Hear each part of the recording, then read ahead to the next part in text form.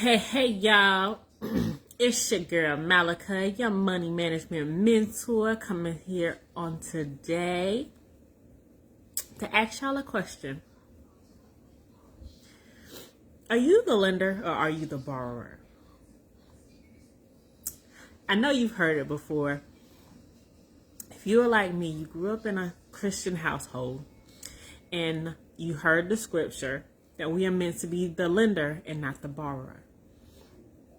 And so, we talked a lot about giving, helping others, being generous. But going a little deeper, are you the lender on an unstable financial foundation? Are you letting other people borrow money and it's causing you to go over what you intended to spend that month? Are you letting other people borrow money and then wondering how you're going to get the extra funds to pay for your bills? Are you lending people money, helping people out, and then feeling like, you regret it later?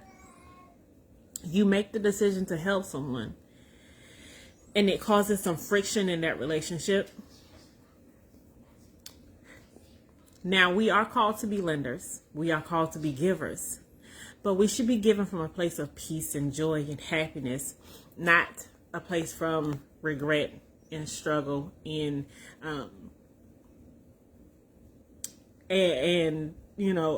chaos.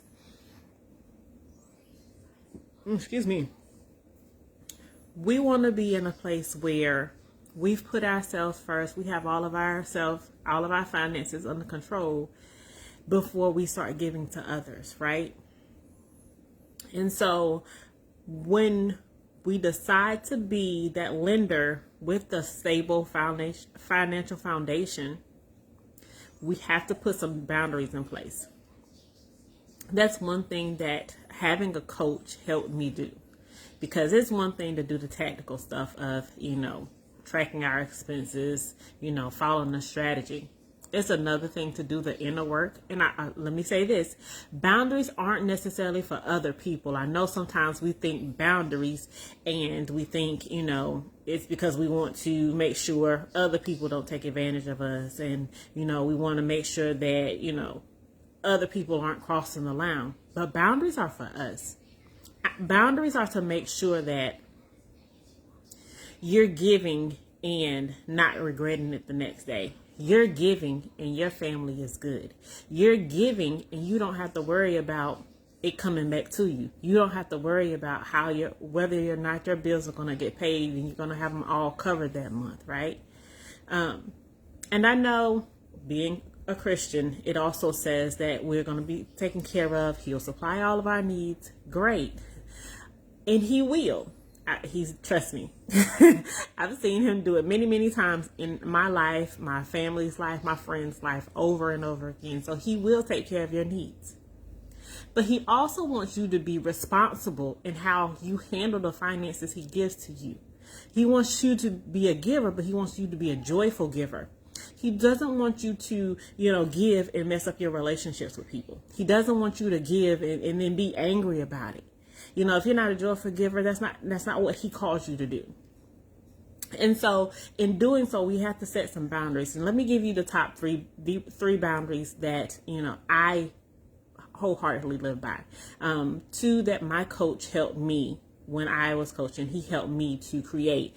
And one, as a mother, that I've been telling other mothers to do, that I also do myself. So the first one is to make sure that you are putting you and your family first. Okay, so you want to make sure you're good. You have that cushion before you start giving out to others, right?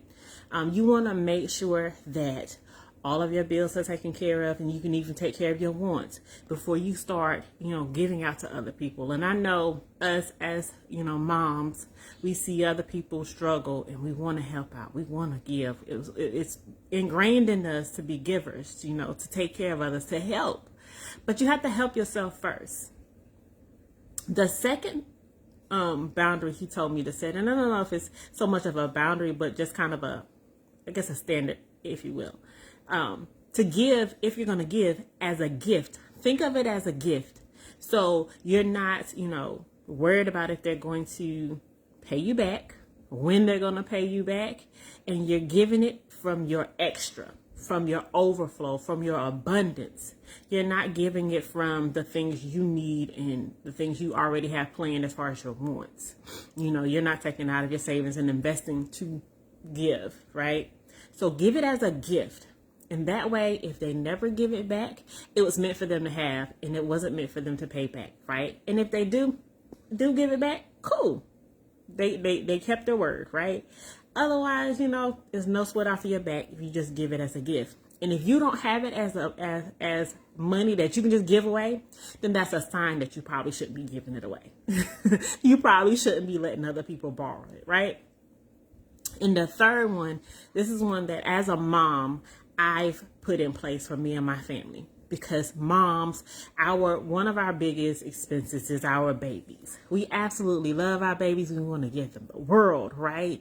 So we may create a list, Christmas list, birthday list, grocery list, and go in that store and decide my baby needs this, my baby wants this, I want to get this for my baby, and it not be what we planned for. And so I say, put aside money specifically for spending on your babies outside of the needs and the things you planned for. Just have you have an account specifically for you to do frivolous spending. Have an account for your children to do frivolous spending. Those things that, you want to give them, you just walk in the store and something new you want to give them, right? Let it come out of that account. And I would say go even further.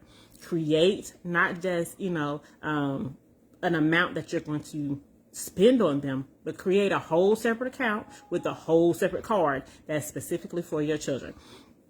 And it's even, I think it even helps even more so as they get older, because as they get older, then they come to you with things that weren't planned for. They forget last minute, oh, Mama, I got a project, or Mama, my friend invited me to this, or Mama, I want to go do that, and it's the last minute, something that you didn't plan for, something that you couldn't have planned for because it was in their head, not yours. But if you go ahead and put aside funds for, their frivolous spending, it'll help you to stay within your means and not overspend. So let me know what type of boundaries you're working on when it comes to your finances. And if you need to set some boundaries because you